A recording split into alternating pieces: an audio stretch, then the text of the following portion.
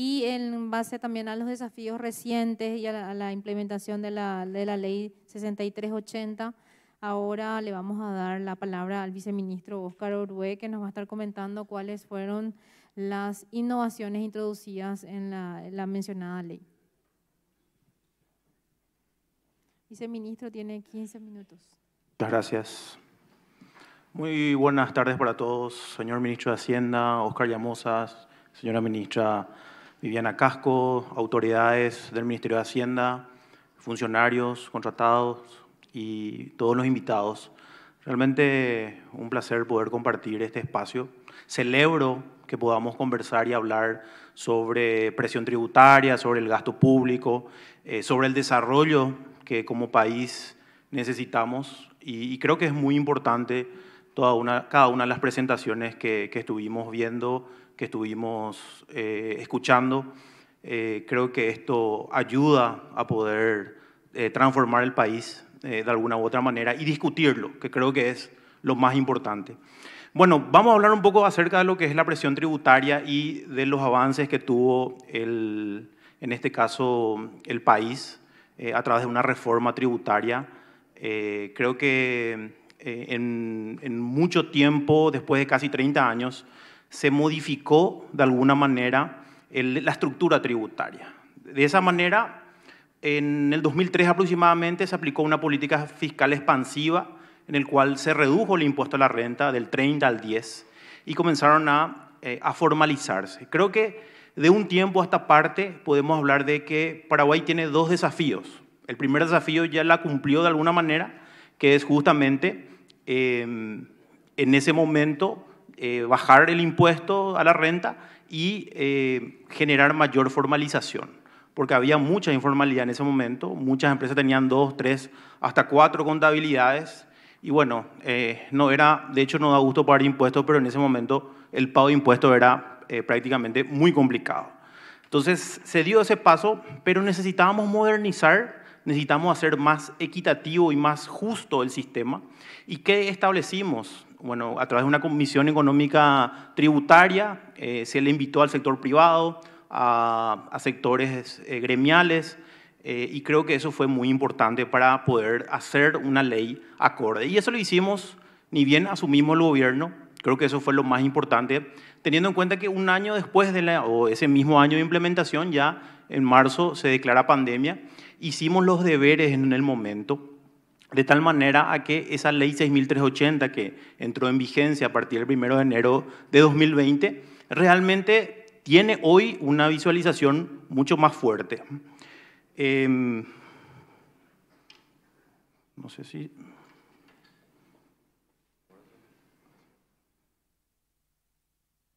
Ahí está. Bueno, aquí podemos ver un poco la fundamentación de la ley 6.380. Estamos hablando de una equidad y justicia tributaria. ¿Por qué hablamos de equidad? El sector agrícola y pecuario, hasta antes del 2020, aportaba solamente 10% en renta. Sin embargo, cuando distribuía utilidades, no pagaba más nada. Sin embargo, el sector comercial, el sector industrial y el sector de servicios no solamente pagaba 10% de impuesto a la renta, también al distribuir utilidades tenía que pagar un 5% adicional. Entonces la carga tributaria para un sector y para otro era diferente, no había equidad. Si bien la idea era un poco potenciar y ayudar al sector agrícola y pecuario, era el momento que teníamos que igualar la cancha de tal manera que paguen de forma igual. Teníamos un segundo desafío que no solamente era, porque lo más sencillo en el caso de impuestos es aumentar las tasas.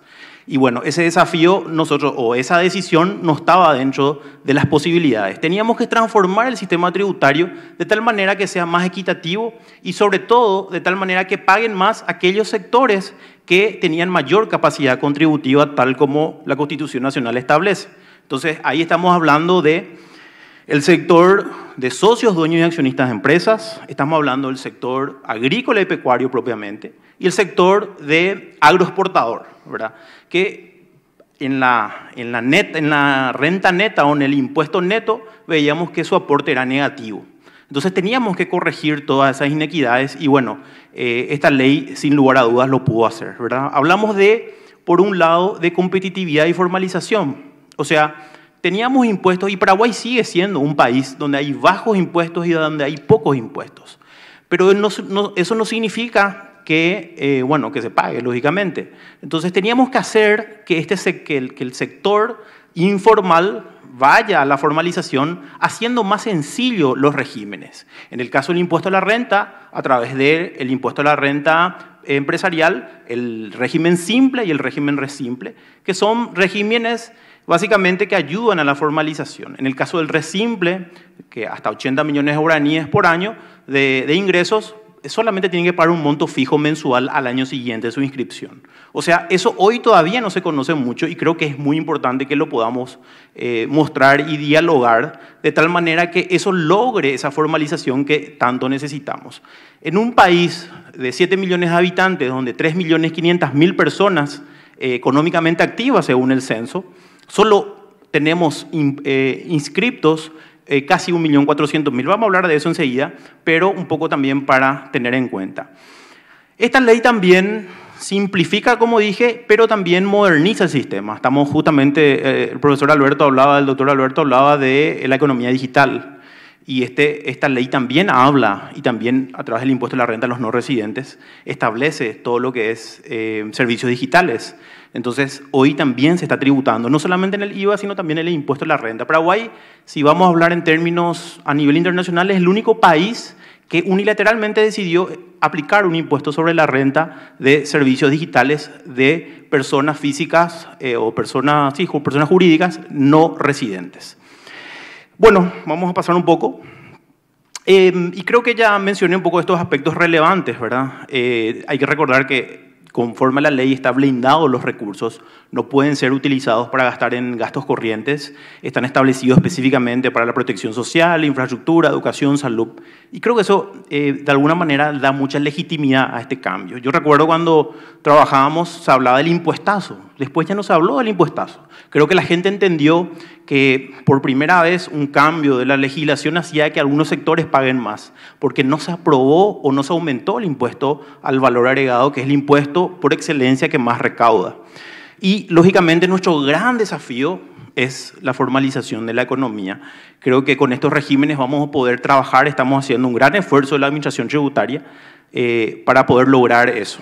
Y decía antes y escuchaba a los colegas, creo que todos sabemos qué se tiene que hacer.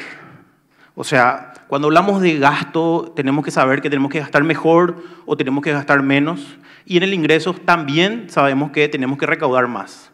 La pregunta que tenemos que hacer no es cómo lo vamos a hacer. ¿Cuáles van a ser las políticas que vamos a implementar en las instituciones del Ministerio de Hacienda y otras instituciones de tal manera poder lograr eso que tanto queremos? Porque decirlo es muy fácil. Creo que todos, cualquier analista sabe cuál es la solución o sabe cuál es la receta. El tema es cómo lo logramos, qué herramientas, cómo lo podemos llevar a la realidad. Estos primeros resultados que estamos viendo en la reforma, en primer lugar podemos hablar de una ampliación a la base contributiva. O sea, cuando asumimos el gobierno, teníamos aproximadamente 800.000 contribuyentes. Hoy podemos decir que con una decisión no solamente política, sino más bien técnica, en el cual dijimos, a través del programa Putibú se va a ayudar al momento de la pandemia. Y bueno, hoy sabemos quiénes son, establecimos condiciones y esas personas hoy están registradas. Si bien no le estamos cobrando, hay un sector que ya está pasando a la formalización porque están inactivos sus RUCs. Pero lo que buscamos con eso es que ya sabemos dónde viven, quiénes son, qué número de teléfono tienen, ¿verdad? Y a qué se dedican básicamente con ese apoyo que se hizo económico en un momento complicado. Lógicamente eso trae un incremento en las recaudaciones si enseguida vamos a ver los números bastante importante y bueno, apoyo a la economía porque establecimos muchas medidas económicas para poder ayudar y hoy seguimos estableciendo, por ejemplo en el caso de reducción del IVA para el sector gastronomía, eventos, turismo, sigue una reducción del 50% del impuesto al valor agregado hasta junio de este año. Aquí vemos un poco justamente lo que les comentaba recién, ¿verdad? Hoy tenemos 1.369.000 contribuyentes. Creo que ese salto que dimos es muy importante y seguimos apostando a ir formalizando a muchas más personas, a muchas más empresas. Y el comportamiento de la recaudación, ¿verdad? Que creo que al final es nuestra función desde la Subsecretaría de Estado de Tributación con todo el equipo técnico, todo el equipo de funcionarios. Estamos viendo de que están aumentando, inclusive en el momento de pandemia, 2019-2020, en la recaudación en efectivo prácticamente superó un poquitito, pero no tuvimos ese déficit que la mayoría de los países tuvieron a consecuencia de la pandemia. Y creo que eso es muy destacable y solamente se pudo lograr gracias a la reforma tributaria. Creo que lo hicimos en el mejor momento. Imagínense lo que pasó en otros países donde en momento de pandemia quisieron implementar una reforma tributaria y las protestas sociales fueron el día a día. Entonces, creo que lo hicimos en el momento correcto y bueno, hoy estamos hablando de más de 2.300 millones de dólares que vamos a recaudar este 2022. Y creo que eso no solamente se logra con tener normas, con tener leyes, sino también saber cómo implementarlas. Y eso creo que, bueno, aquí vemos un poco el tema del IVA, ¿verdad? Creo que la tendencia es positiva, si bien la inflación hoy ayuda a tener una mayor recaudación por el lado del impuesto al valor agregado, vemos que el consumo mejoró y esas rayitas rojitas que estamos viendo ahí, podemos justamente ver que hay una tendencia positiva en lo que es el impuesto al valor agregado. Entonces, estamos hablando de un incremento del 6,2% este 2022 a abril, y creo que eso es muy importante en un momento complicado de la economía, donde hablan de sequía, se habla del impacto de la sequía en el sector agrícola, y bueno, creo que de alguna manera podemos ver que hay resultados. ¿Cómo lo logramos? Era la pregunta. Y creo que aquí vemos algunas respuestas, ¿verdad? Nosotros invertimos en tecnología. El Big Data nos ayuda mucho para establecer perfiles de riesgo de contribuyentes y de esa manera un poco también detectar casos. Hoy no solamente contratamos a economistas, abogados, contadores, sino también estamos viendo ya para incorporar dentro del sistema o dentro de la administración tributaria analistas de datos, para que puedan de esa manera ayudarnos a perfilar mejor los riesgos, porque esa es la única manera de poder lograr una efectiva recaudación. La factura electrónica está avanzando. Si Dios quiere, este año vamos a implementar a 40.000 contribuyentes que van a pasar a la facturación electrónica obligatoria y para el 2023 la idea es que sea 100%. Si bien es un deseo un poco desafiante, pero creo que lo vamos a lograr de alguna manera y trabajando con el sector privado, que al final el que tiene que implementar la herramienta tecnológica. La Resolución General 90, que es el registro electrónico comprobante, nos ayuda justamente a dar mayores datos al Big Data y de esa manera establecer ese perfilamiento de riesgo, ¿verdad? Y la lucha contra la evasión. Estamos ya haciendo muchísimas denuncias al Ministerio Público, estamos teniendo mucha recuperación. Nosotros invertimos en Big Data, invertimos 3 millones de dólares. Nosotros en los dos casos de facturación, que le llamamos de esa manera, ya recuperamos más de 10 millones de dólares. O sea, toda la inversión que hicimos en tecnología, hoy podemos decir que ya la recuperamos. Y creo que es muy importante y de alguna manera estas dos leyes que se aprobaron en el 2020 fueron realmente trascendentales en todo lo que tiene que ver con el quehacer de la administración tributaria. Estamos hablando de la Ley 6656, que aprueba la Convención Multilateral de Asistencia Administrativa en materia fiscal, intercambio de información con más de 140 países. Y no solamente nos adherimos a lo que decía recién Alberto, el impuesto en el caso de la economía digital, sino principalmente el intercambio de información para luchar contra la evasión, contra los delitos transnacionales. Y la Ley 6657, de estándares internacionales sobre materia, sobre transparencia fiscal, levantó el secreto bancario. Eso nos ayuda muchísimo a poder tener mayores casos de lucha contra la evasión de impuestos. Y bueno, creo que también hay un levantamiento del secreto profesional y da mayores herramientas a la administración tributaria para poder luchar contra la evasión de impuestos. Aquí vemos un poco, ya me queda poco tiempo, la recaudación por sectores, un poco de la participación, ¿verdad? Hasta el mes de abril, esta presentación se va a quedar para que ustedes lo puedan ver. Y aquí un poco vemos algo positivo con esta reforma.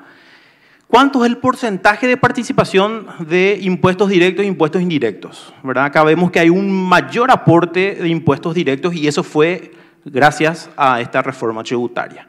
La idea es que ir apostando más hacia los impuestos directos, impuesto a la renta o sobre las rentas, y eso es lo que estamos trabajando. Aquí vemos un poco la presión tributaria, que es lo que hoy nos sentamos un poco a hablar. Vemos que Paraguay al 2022 es 9,6% la presión tributaria. Si solo calculamos impuestos, si ampliamos con la OCDE, por ejemplo, son 14,2% si incluimos seguridad social y si incluimos también, en este caso, otros impuestos municipales, ¿verdad? Entonces, ya termino, porque ya llega. Bueno, ¿cuáles son las lecciones aprendidas?